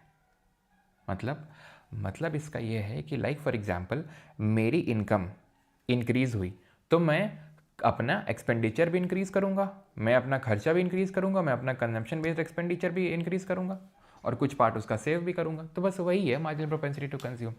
अब मार्जिनल वर्ड ये आपने पहली बार नहीं सुना है। अगर आपको याद हो तो हम जब यूटिलिटी पढ़ रहे थे तो वहाँ पर भी शब्द का के बारे में जिक्र हुआ था। क्या हमने पढ़ा था, बताओ क्या पढ़ा था वहाँ पर? मार्जिनल यूटिलिटी हमने पढ़ा था, और फिर हमने law of diminishing marginal utility समझा था। तो मार्जिनल यूटिलिटी क्या होती है कि जब हम एक एक्स्ट्रा कमोडिटी, मार्जिनल का मतलब होता है कि एक्स्ट्रा यूनिट, जब हम एक एक्स्ट्रा यूनिट कंजम्पशन कर रहे थे तो उससे हमें कितनी यूटिलिटी यानी कितनी संतुष्टि, कितनी सेटिस्फैक्शन मिल रहा था, कितना मज़ा मिल रहा था, वो है मार्जिनल यूटिलिटी। तो उसी तरीके से मार्जिनल प्रोपेंसिटी टू कंज्यूम क्या है, ये वो पोर्शन कि वो जो एडिशनल पोर्शन ऑफ इनकम है, यानी आपकी इनकम अभी तक 10,000 थी, आप 12,000 अर्न करने लगे, ठीक है, यानी एक्स्ट्रा जो 2,000 की इनकम है तो उसमें आपने अपना खर्चा कितना एक्स्ट्रा इंक्रीज़ किया, वो है मार्जिनल प्रोपेंसिटी टू कंज्यूम, ठीक। It is dependent on the income level as it may vary with the income levels.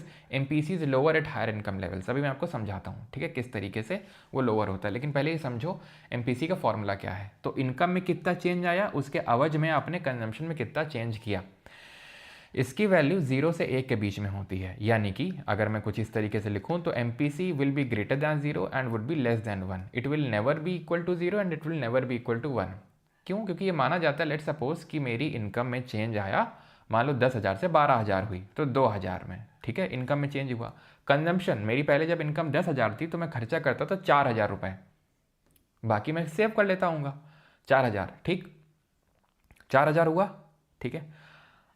अब जब मेरी इनकम 2,000 से बढ़ गई तो मैं 1,000 सेव करने लगा उस एक्स्ट्रा 2,000 का, और 1,000 मैंने एक्स्ट्रा खर्चा बढ़ा दिया। यानी कि जब मेरा 10,000 खर्चा इनकम थी तो मैं 4,000 खर्चा करता था, अब मेरी 12,000 इनकम हो गई है तो मैं 5,000 खर्चा करता हूँ, तो मेरी इनकम कितने से इंक्रीज़ हुई? 2,000 से। मेरी एक्सपेंडिचर कितना से इंक्रीज़ हुआ? 1,000 से। तो कितनी वैल्यू आ गई? 0.5। ये यहाँ पर कंसिडर किया जाता है कि कभी भी मैं ऐसा तो नहीं करूँगा कि मेरे 2,000 से इंक्रीज़ हुई और मैं पूरा 2,000 खर्च कर दूंगा, तभी ये 1 के इक्वल होगा, जो कि इस फॉर्मूले जो इसके हिसाब से तो कभी 1 के इक्वल नहीं है, 1 के लेस देन रहेगा। और ज़ीरो कब हो सकता है? कि मैं पूरा का पूरा 2,000 सेव कर लूँ, एक भी कंजम्पशन में एक्सपेंडिचर में एक्स्ट्रा मैं ना बढ़ाऊँ, पहले भी 4,000 कर रहा था, अभी भी 4,000 करूँ, तो वो ज़ीरो हो जाएगा। वो भी कभी ऐसा नहीं होता, ऐसा माना जाता है कि लोग कुछ ना कुछ तो उसका सर्टेन पार्ट कंजम्पशन में लगाते ही हैं, इसलिए कभी ज़ीरो के बराबर नहीं होगा, क्योंकि उसका कुछ ना कुछ पार्ट तो सेव करते ही हैं, वो पूरा नहीं खर्चा कर डालेंगे, तो वो it will be less than 1।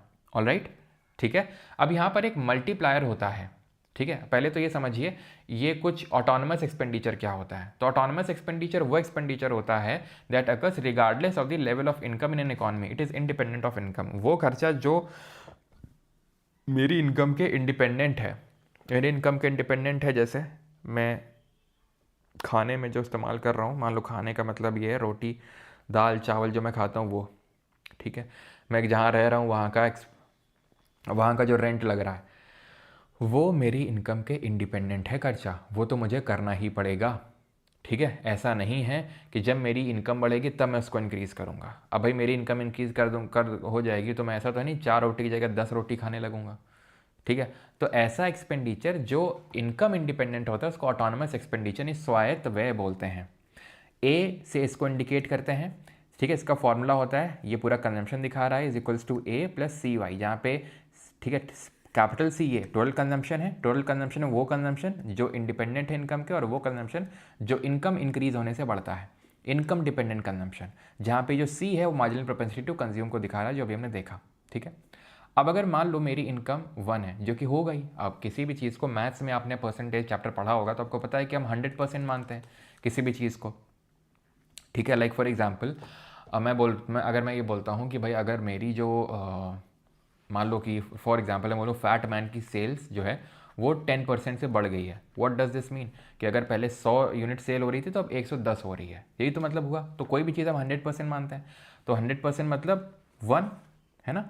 तो 1 का मतलब क्या? अगर मेरी इनकम इतनी है तो इसमें मैं कुछ या तो पैसा खर्च कर रहा हूँगा, ठीक है, कंजम्पशन में, या उसको सेव कर रहा हूँगा, यही तो हो सकता है, इसके अलावा तो कुछ हो नहीं सकता है।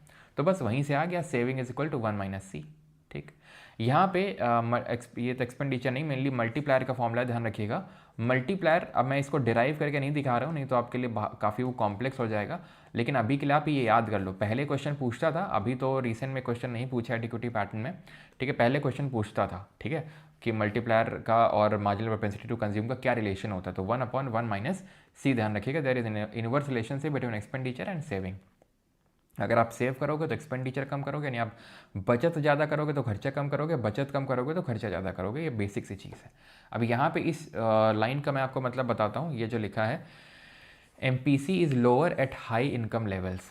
मान लो आपकी इनकम 10,000 है अभी, ठीक है, 10,000 है, या फिर आपको मान लो कि पॉकेट मनी मिलती है 10,000 रुपये, ठीक है, कि आप इतना खर्चा कर सकते हो रेंट वगैरह, तो आप बहुत ही फूंक फूंक के कदम रखोगे। आपकी नौकरी लग गई, आपकी जो इनकम हो गई वो 80,000 रुपये हो गई, ठीक। अब क्या आपके खर्चे एकदम बहुत भयंकर तरीके से बढ़ेंगे? बिल्कुल बढ़ेंगे।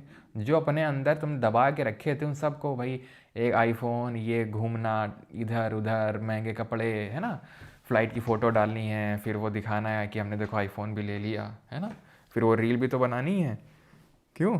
सिलेक्शन के बाद, इसी दिन के लिए तो पढ़ाई कर रहे हैं, ठीक है। अब मैं बोल दूं कि आपकी 80,000 से 8 लाख हो गई। अब आपके खर्चे उतने इंक्रीज नहीं हुए, क्यों?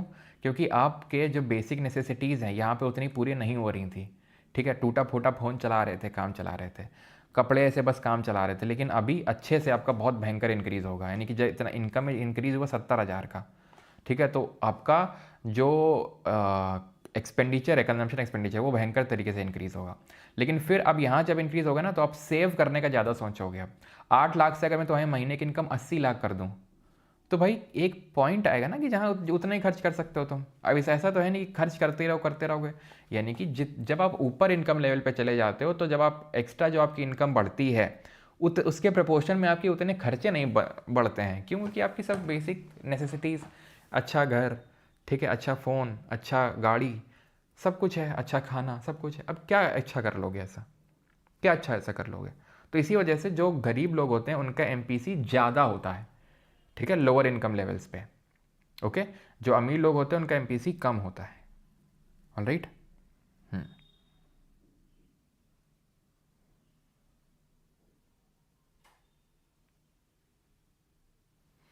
मेरे ही इशारों पर चले है वक्त भी। बस बस बस बेटा बस, अज्यूम करने के लिए बोला था, रियलिटी समझ लिए क्या उसको? क्यों सर? वो क्लिप ऐड करो ना, ये गरीब वाला क्लिप है ना, बॉबी देओल और पता नहीं, आज मेरा बर्थडे है, विनय कयात को सभी लोग हैप्पी बर्थडे बोलेंगे। टाटा से लैम्बोर्गिनी है। ओके मास्टर, आप किस कैटेगरी में आता? हम हम इस कैटेगरी में आते हैं, बता दें तुम्हें, इस कैटेगरी में। हम लोगों ने गरीबी देखी है।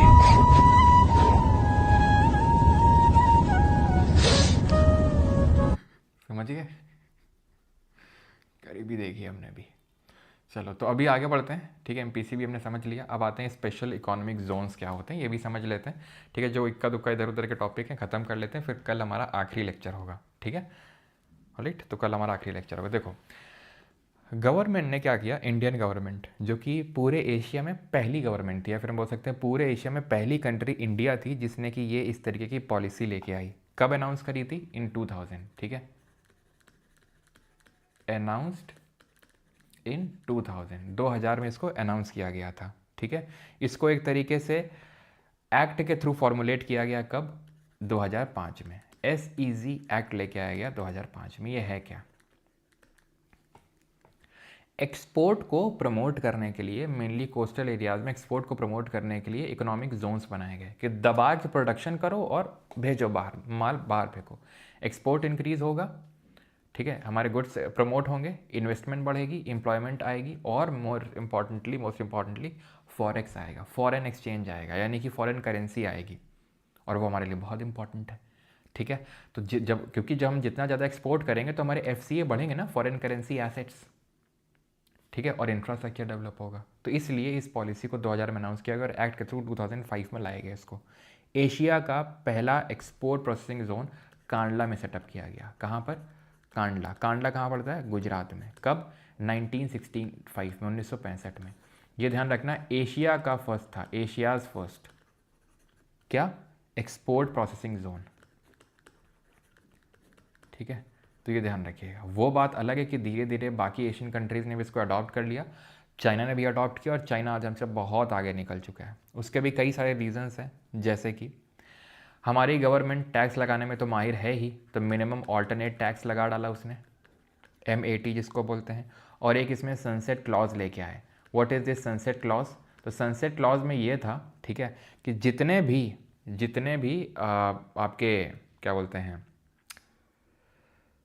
अरे ये स्पेशल इकोनॉमिक जो जोन्स हैं जितने भी आपके, ठीक है, जितने भी SEZs हैं, वो अगर 1 अप्रैल 2020 से पहले सेटअप हुए हैं तो उनको इनकम टैक्स में एग्जेम्पशन मिलेगी, जिसको हम टैक्स हॉलीडे बोलते हैं। टैक्स हॉलीडे का मतलब होता है जहाँ पे एक तरीके का टेम्परेरी एग्जेम्पशन मिलता है बाय दी गवर्नमेंट, ठीक है, तो उसको हम क्या बोलते हैं? टैक्स हॉलीडे बोलते हैं।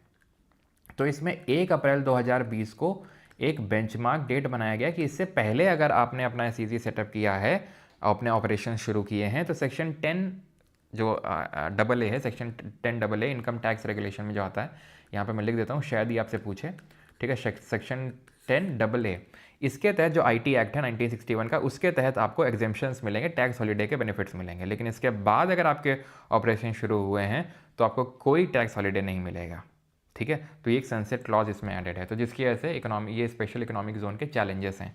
एक तो मिनिमम ऑल्टरनेट टैक्स, ठीक है, मिनिमम ऑल्टरनेट टैक्स, अगर आपको याद हो, मैंने बजट वाली जो आपकी क्लास ली थी उसमें भी इसके बारे में मैंने आपको बताया था कि मिनिमम ऑल्टरनेट टैक्स क्या चीज़ होती है। याद है किसी को कि मिनिमम ऑल्टरनेट टैक्स जो MAT है वो NRIs के लिए एग्जेम्प्ट कर दिया गया है, जो प्रिजम्पटिव बेसिस पे अपना टैक्स भरते हैं या जो भरेंगे, उनके लिए MAT को क्या कर दिया गया, मिनिमम ऑल्टरनेट टैक्स को क्या किया गया, एग्जेम्प्ट कर दिया गया उनके लिए, अभी रिसेंट बजट में अनाउंस हुआ था। तो SEZ में ध्यान रखना है, 2000 में अनाउंस हुआ था, एक्ट आया था 2005 में, कांडला गुजरात में 1965 में एशिया का पहला एक्सपोर्ट प्रोसेसिंग जोन सेटअप किया गया था। ठीक है, ऑल राइट, यहाँ तक क्लियर है, किसी को इसमें डाउट तो नहीं है?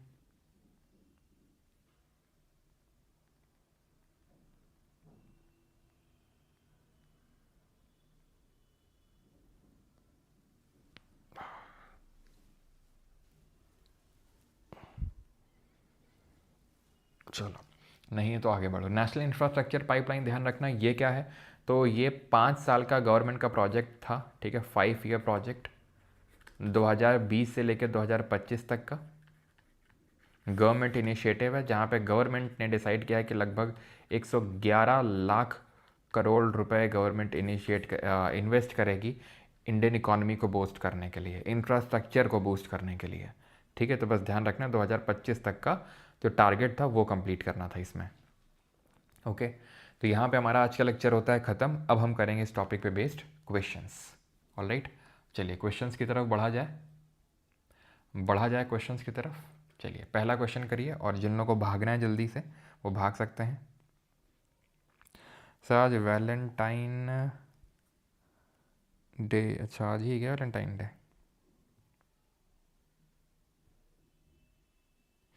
सर फिर तो 2 अप्रैल 2020 वाला तो मर गया फिर। हाँ मर तो गया। Sir please check 41 question please, कल का 41 क्वेश्चन एक बार कंफर्म करो, पता नहीं मुझे क्या था, लेकिन एक चीज़ प्लीज़ करेक्ट कर लेना। कल हमने देखा था कि रुपये का डिवैल्यूएशन किया गया था 2 फेजेस में। ठीक है, 1991 में, वो तो सही है। ठीक है, डिवैल्यूएशन किया गया था 2 फेजेस में 1991 में, जुलाई के टाइम पे किया गया था। ठीक है, तो उसमें ध्यान रखना उसको 11% किया गया था पहले फेज़ में, 9%, लेकिन उसमें आई थिंक कोई 20% का ऑप्शन था नहीं, तो उसमें 18% कर लेना मार्क। 18%, 20% था नहीं तो हम उसके नियरेस्ट चुनेंगे 18%। इतने भी भोले ना बनो। अच्छा नहीं सच में नहीं पता भाई, ये क्या लॉरेंस कर्व, ओके कल वाले में, okay okay okay, I am really sorry. Lawrence curve हमारा मिस हो गया एक्चुअल में। वो क्या है ना कि आज की PPT मैंने रखा नहीं, क्योंकि कल वाले में रखा था तो मैं भूल गया उसको रखना। एक लॉरेंस कर्व भी हमें पढ़ना है, इनइक्वालिटी में ही पढ़ना होता है। ठीक है, तो यहाँ पे मैं आपको बता देता हूँ इसको, रुकिएगा एक सेकेंड। ठीक है, इंपॉर्टेंट है। अब जो लोग भाग गए बेचारे, उनका नुकसान हो गया, हमारा नुकसान कोई तो ये तुमको नुकसान को नुकसान बोलता है कोई कोई। चलो हाँ, लॉरेंस कर्व सर करवाने को बोले थे आप, जी जी जी बिल्कुल बिल्कुल, माफ़ी चाहेंगे।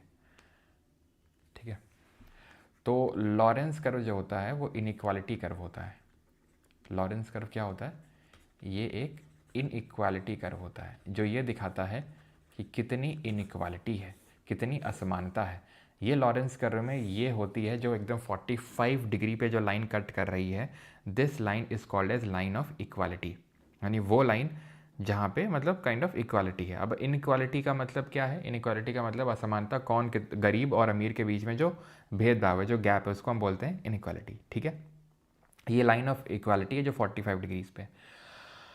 अब मान लो कि मैंने किसी कंट्री की इनइक्वालिटी ड्रॉ करूंगा तो वो कुछ इधर आएगा। भाई इक्वालिटी से ऊपर तो कुछ हो नहीं सकता ना, जैसे प्रोडक्शन पॉसिबिलिटी फ्रंटियर में देखते हैं कि पॉइंट ऑन दी कर्व हो सकता है, बिलो दी कर्व हो सकता है, उसके ऊपर तो हो ही नहीं सकता ना। आप ओवर यूटिलाइजेशन कैसे कर सकते हैं रिसोर्सेज का, वो तो पॉसिबल ही नहीं है। तो इक्वालिटी का ऑपोजिट क्या है भाई, इक्वालिटी से ऊपर तो कुछ है ही नहीं ना, तो इक्वालिटी के नीचे ही आएगा जो भी आएगा, यानी कि जिसको हम इनइक्वालिटी बोलेंगे। ठीक है, अगर ये इस तरीके से कर्व ड्रॉ होते हैं, किस तरीके से, इस तरीके से, इस तरीके से कर्व इसके ड्रॉ होते हैं। ये मान लो 1 है, ये मान लो 2 है, ये मान लो 3 है। ठीक है, तो यहाँ पे अगर मैं इनइक्वालिटी को बोलूँ कि कहाँ इनइक्वालिटी ज़्यादा है, अगर ये कंट्री नंबर 3 है, कंट्री 2 है, कंट्री 1 है, तो 3 में ज़्यादा इनइक्वालिटी है, देन 2 में, देन 1 में, यानी जितना इक्वालिटी वाली लाइन के आप पास में हो उतना ही कम इनइक्वालिटी है, सिंपल सी बात है। ठीक है, तो ये क्या दिखाता है लॉरेंस कर्व, हमें इनइक्वालिटी दिखाता है। और किस तरीके से, यहाँ पे हम इस्तेमाल करते हैं गिनी कोएफिशिएंट का, जिसका इस्तेमाल किए करके इनइक्वालिटी कर्व ड्रॉ किया जाता है, उसको हम बोलते हैं गिनी कोएफिशिएंट। गिनी कोएफिशिएंट की अगर बात करेंगे तो ये 0 से 1 के बीच में होता है, जहाँ पे 0 परफेक्ट इक्वालिटी को दिखाता है। ठीक है, और वहीं 1 की बात करेंगे तो परफेक्ट इनइक्वालिटी को दर्शाता है ये। ठीक है। इसको कैलकुलेट किया जाता है, मैं ज़्यादा डेप्थ में नहीं जा रहा हूँ, a upon a plus B इस तरीके से होता है, जहाँ पे लेट सपोज अगर मैं कुछ इस तरीके से ड्रॉ कर रहा हूँ, ठीक है, यहाँ पे ड्रॉ कर देता हूँ, ठीक है, इस तरीके से। तो मान लेते हैं कि this is your line of equal distribution, ठीक है, ये लाइन ऑफ इक्वालिटी है, तो जितना भी नीचे होगा वो इनइक्वालिटी होगा। तो ये वाले पोर्शन को मैं जैसे कि फॉर एग्जांपल, एक सेकंड रुकिएगा, जैसे कि ऐसे मान लो, यहाँ पे मान लो, यहाँ पे मैं बता देता हूँ आपको, यहाँ पे देखो, ठीक है, उसे मत देखो, जैसे ये मैंने ऐसे कर लिया, ठीक। मैं फर्स्ट कंट्री का मान रहा हूँ, ठीक है, मैं इन दोनों को हटा दूँ, चलो हटाता नहीं हूँ, आप ये यहीं से समझ लो, मैं फर्स्ट कंट्री का मान रहा हूँ, तो कैसे कैलकुलेट होगा, ये वाला जो पोर्शन होगा ये ए कहलाएगा, क्या, ए, और जो पूरा होगा यहाँ से लेके यहाँ तक पूरा जो ट्रायंगल बन रहा है ये जो राइट एंगल ट्रायंगल है, ठीक है, तो ये ए होगा, और इसके नीचे का जो पूरा पोर्शन है वो कितना होगा, उसको बी बोलते हैं। तो ए अपॉन ए प्लस बी, यानी ए और ये पूरा ट्रायंगल का एरिया, उससे हम निकालते हैं इसको गिनी कोएफिशिएंट को। समझ में आई बात? जैसे कि ये हुआ आपका ए पोर्शन बोल दिया इसको मैंने, और इसको बोल दिया बी, तो वही है ए अपॉन ए प्लस बी। इस तरीके से गिनी कोएफिशिएंट को कैलकुलेट किया जाता है, ठीक है। चलो अब क्वेश्चन को करो। पहला क्वेश्चन है द रंगराजन, तो वो वाले में आप चेंज कर लेना, ठीक है, 18% कर लेना। आई होप आप किसी ने 41 या 42 जो लिखा था क्वेश्चन नंबर, शायद आप इसी की बात कर रहे होंगे। Sir today is my anniversary. बेटा सभी लोग XYZ स्टेटस मेकर को गरियाएंगे थोड़ा सा, ठीक है। The Rangarajan committee methodology for determining the poverty line incorporated which are the following: a food component, a normative level of expenditure for essential non-food items and a behavioral determined expenditure for तो यही हमने देखा था। Rangarajan committee ने एक तो food component था 30 दिन का recall period, normative level of expenditure for essential non food items, इसमें भी 30 दिन का रिकॉल पीरियड, ठीक है, और इसमें आपका बिहेवियर डिटरमाइन में क्या था 365 दिन का रिकॉल पीरियड, ठीक है। चलो अगला है ये, which of the following statements with regard to the report of Tendulkar committee on poverty estimates is और आर करेक्ट। तो गरीबी के आकलन पर तेंदुलकर समिति की रिपोर्ट के संदर्भ में निम्नलिखित में से कौन सा कथन सही है?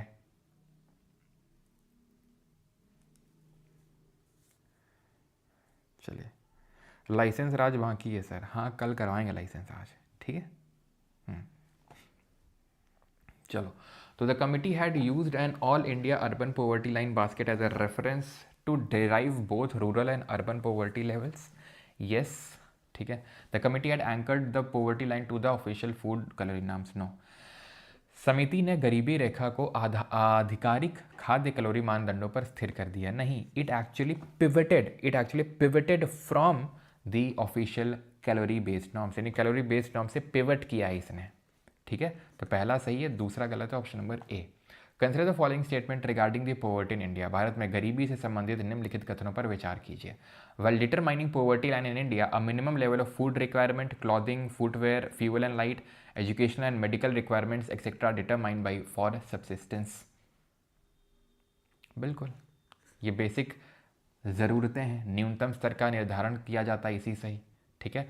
The accepted average calorie requirement in India 2400 calorie per person per day in rural और 2100 calorie per person per day in urban, ठीक है। बिल्कुल, अर्बन में कम कैलोरी की रिक्वायरमेंट्स होती हैं, तो option number C. Which of the following indicators is included in the, और एक चीज़, दिल्ली पुलिस के हम लोग क्वेश्चन सारे करने वाले हैं, ठीक है। इकोनॉमिक्स आपका खत्म ही हो चुका है, सेट 5 ईयर प्लान, तो इकोनॉमिक्स, पॉलिटी, ज्योग्राफी, हिस्ट्री सब कुछ करने वाले हैं। 2 बजे मिलते हैं, ठीक है, तो सारा रिविजन करेंगे। Which of the following indicators is included in the MPI? Ease of schooling, literacy rate, life expectancy या per capita income? क्या बोल रहा है? इंडिकेटर कौन इंक्लूडेड है आपका MPI में? That is multi dimensional poverty index. किसकी बात कर रहा है? इस इंडेक्स की बात कर रहा है, ठीक है। तो न्यूट्रिशन, चाइल्ड मोर्टालिटी है, years in schooling, school attendance है, cooking fuel, sanitation, drinking water, electricity, housing और एसेट्स हैं। तो आंसर क्या हो जाएगा? ईयर्स ऑफ स्कूलिंग, ठीक है, ऑप्शन नंबर ए। ऑलराइट, आगे बढ़ते हैं, ठीक है। तो आप एक बार यहाँ पे देख सकते हैं सारे इंडिकेटर्स लिखे हुए हैं। बाकी अगर बात करेंगे तो ये यहाँ पे आप देख सकते हैं, यहाँ पे GNI per capita indicator, expected years of schooling, mean years of schooling और लाइफ एक्सपेक्टेंसी एट बर्थ। चलिए अगला क्वेश्चन ये रहा आपकी स्क्रीन पे, and that is the computation of poverty in terms of monthly per capita consumption expenditure based on mixed reference period was recommended by. तो mixed reference period किसने recommend किया था? तो हमने देखा था पहले URP चल रहा था तेंदुलकर तक, तेंदुलकर लेके आए MRP, तो ऑप्शन नंबर बी। और MMRP लेके आए थे कौन? रंगराजन कमेटी। अगला which among the following is और are the objectives of the NITI Aayog? निम्नलिखित में से कौन सा नीति आयोग के उद्देश्य हैं? Imposing policies on the state and unities, राज्यों और संघ राज्य क्षेत्रों पर नीतियां लागू करना नहीं। रिकमेंडेशन देना, रिपोर्ट लेके आना, ये सब काम होता है नीति आयोग का, ना कि पॉलिसी इम्पोज करना।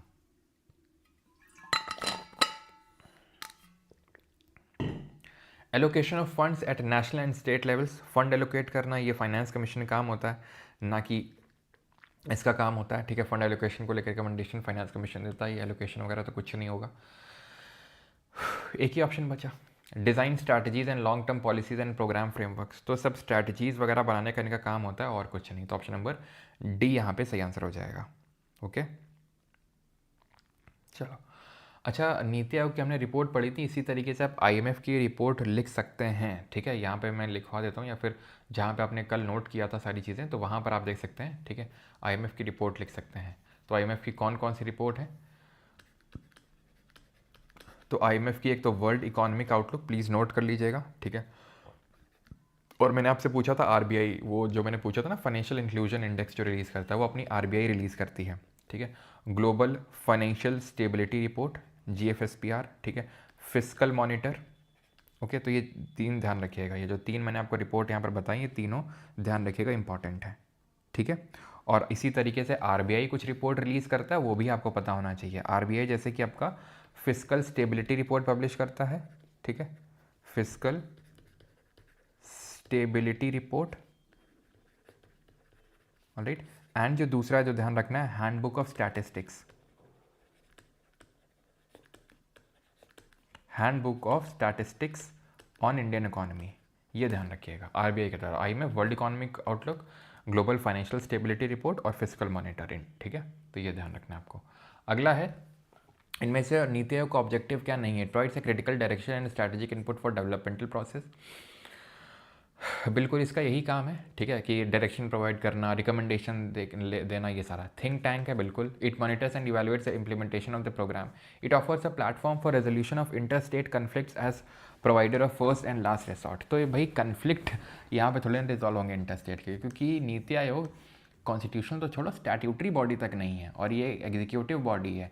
एग्जीक्यूटिव बॉडी इंटर स्टेट जो डिस्प्यूट्स होते हैं उनको देख ही नहीं सकती है, बिल्कुल नहीं देख सकती है। कौन देखता है इंटर स्टेट कॉन्फ्लिक्ट्स, बताइए? कौन सा इंस्टीट्यूशन है जो इंटर स्टेट कॉन्फ्लिक्ट्स मैनेज करता है? रिकॉल करो पॉलिटी, रिकॉल करो आर्टिकल नंबर 131, क्या दिया हुआ है? Original jurisdiction of supreme court. ठीक है, original jurisdiction of supreme court. तो सुप्रीम कोर्ट का इस मैटर में ओरिजिनल और एक्सक्लूसिव जुरिस्डिक्शन, यानी कि सिर्फ सुप्रीम कोर्ट ही देख सकता है। इंटर स्टेट वाटर डिस्प्यूट नहीं देख सकता है, वो तो वाटर ट्रिब्यूनल देखेगा, वो एक्सेप्शन है। लेकिन और किसी भी तरीके का डिस्प्यूट बिटवीन द स्टेट्स या फिर बिटवीन सेंटर एंड स्टेट्स, वो देखने का काम आर्टिकल 131 के तहत सुप्रीम कोर्ट का है। What is the poverty line use to measure? तो गरीबी रेखा का उपयोग क्या मापने के लिए किया जाता है? Average income of the country, the number of people who are rich, the minimum income level considered necessary for a basic standard of living, the national debt. तो क्या हो जाएगा? Simple, the minimum income level considered necessary for a basic standard of living. Which of the following is not a type of rural settlement? ये human geography में मैंने आपको पढ़ाया था कि हमारे डिफरेंट टाइप्स ऑफ जो सेटलमेंट्स होते हैं, हैमलेट होता है, डिस्पर्स्ड होता है, लीनियर होता है। ठीक है, तो यहाँ पर दोनों ही टाइप ऑफ रूरल सेटलमेंट है, इसलिए नीदर 1 नॉर 2 हो जाएगा। विच of the following is a reason of brain drain in India? Brain drain क्या होता है? जब टैलेंट किसी और देश में चला जाए, बाहर चला जाए। आप सुनते हैं कि भाई, है ना, कि पढ़ेगा इंडिया तभी तो बढ़ेगा अमेरिका। क्यों? क्योंकि लोग अमेरिका जैसी कंट्रीज़ में शिफ्ट हो रहे हैं एजुकेशन के लिए, या फिर जैसे कि सुंदर पिचाई आप एग्जांपल ले सकते हो, सत्यनारायण एग्जांपल ले सकते हो, जो इंडियन हैं लेकिन यूएस में सर्व कर रहे हैं। तो लो जॉब अपॉर्चुनिटीज़ हैं इंडिया में और low quality of higher education India में, इसीलिए ऑप्शन नंबर सी। ठीक है, तो ये चीज़ आपको ध्यान रखना है। ऑलराइट, आपने देखा हो कई सारे लोग ऐसे होते हैं जो हायर एजुकेशन के लिए बाहर जाते हैं। इनफैक्ट जितने भी आप पॉलिटिशियन देख लीजिए, सबके बच्चे बाहर ही पढ़ रहे हैं। और एक भाई साहब तो मतलब आई थिंक कानपुर देहात वगैरह के कहीं के पूर्व एमएलए हैं, उनकी बेटियां, आई थिंक तूने देखा होगा नहीं, उनकी बेटियां गजब मज़े काट रही हैं। ठीक है, लिख रही हैं पैलेस्तीन जिंदाबाद, और ठीक है, बीफ खा रही हैं, है ना, डेमोक्रेसी की ऐसी की तैसी। कितने मूर्ख होती नहीं जनता, तो सोचो, और मूर्खपना की हद होती है एक, है ना? नहीं लगता तुमको? क्यों? Sir today is my birthday. भाई आज ही सबका बर्थडे है क्या? हाँ, HDI is based on life expectancy and standard of living only. अब HDI सिर्फ क्या life expectancy and standard of living पे ही बेस्ड है? Life expectancy and standard of living पे ही बेस्ड है ये? हाँ, life expectancy and standard of living पे ही बेस्ड है? नहीं, और भी चीज़ें हैं, GNI पर कैपिटा इन सब पे। और ओनली जैसे कीवर्ड क्या होते हैं? एक्सट्रीम कीवर्ड होते हैं, हमें इनसे बच के रहना होता है, बच के रहना है, ठीक है। करेक्ट पूछा है यहाँ पे। Life expectancy at birth is taken into account, बिल्कुल। Multi dimensional poverty index measures health and education only. अब देख लो क्या हेल्थ और एजुकेशन ही है सिर्फ? हेल्थ एजुकेशन के अलावा डिसेंट स्टैंडर्ड ऑफ लिविंग भी तो है, ओनली से बच के रहना है आपको। Child mortality and nutrition are taken into account to measure health in MPI, yes. तो 1 and 2 and 4 option number D, CPO 2025। Only, always, none, never, all, ये सारे एक्सट्रीम कीवर्ड कंटेनिंग स्टेटमेंट होते हैं जो जनरली गलत होते हैं, ठीक है।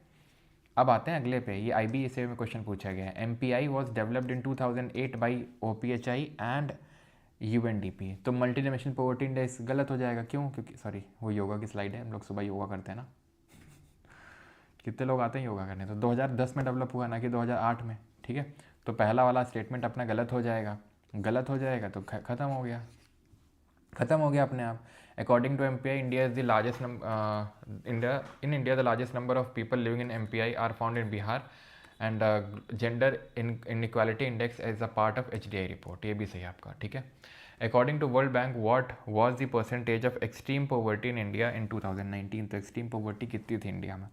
तो एक्सट्रीम पॉवर्टी थी आपकी 10.2%, okay. According to multidimensional poverty index of progressive review 2023, which of the following states has the lowest percentage of multidimensional poor? तो सबसे कम परसेंटेज कहाँ पे है? तो हमने देखा था, ओके, यहाँ पे वो ऑप्शन में नहीं है तो, लेकिन सिक्किम हो जाएगा, ठीक है। केरला ऑप्शन में नहीं है तो सिक्किम हो जाएगा answer, option number C. According to, क्योंकि देखिए जब भी परसेंटेज की बात आए ना कहीं पे भी, तो परसेंटेज में वो स्टेट हमेशा खेल जाता है जो छोटा होता है साइज़ में। क्यों? जैसे कि मैं बोलता हूँ सबसे ज़्यादा फॉरेस्ट कवर कहाँ है, तो आप बोलोगे MP में, लेकिन वहीं मैं परसेंटेज पूछ लोगे आप बोलोगे मिज़ोरम में। क्यों? क्योंकि वो छोटा है। तो मध्य प्रदेश इतना है, उसमें फॉरेस्ट कवर इतना है, मिज़ोरम इतना है, ठीक है, उसमें फॉरेस्ट कवर इतना है, पूरा इतना है, इतना फॉरेस्ट कवर है, ठीक है, इतना फॉरेस्ट कवर है, ठीक है। और MP में कितना है? MP में मान लेते हैं इतना फॉरेस्ट कवर है, ठीक है। अब इसके कंपैरिजन में तो बहुत ज़्यादा ही है, लेकिन परसेंटेज टर्म्स में देखोगे तो मिज़ोरम का ज़्यादातर हिस्सा तो फॉरेस्ट में ही ढका हुआ है और महाराष्ट्र का बहुत छोटा हिस्सा है। तो इसलिए मैं बोल रहा हूँ परसेंटेज के मामले में छोटा स्टेट हमेशा जीत जाता है। और आप देखोगे यहाँ छोटा स्टेट मणिपुर है और सिक्किम है, और सिक्किम मणिपुर से भी छोटा है, तो ऑप्शन नंबर सी यहाँ पे आंसर होगा। मणिपुर में आपको, सॉरी, सिक्किम में आपको बताना है किस अमेंडमेंट से, कॉन्स्टिट्यूशनल अमेंडमेंट से उसको कंप्लीट स्टेटहुड का दर्जा मिला था। According to MPI 2021, which of the following pairs of states has the lowest percentage of multidimensional poor? तो बहुत आसान है, Kerala and Sikkim. Which of the following is not one of the 3 approaches of the government of India for poverty reduction? तो इनमें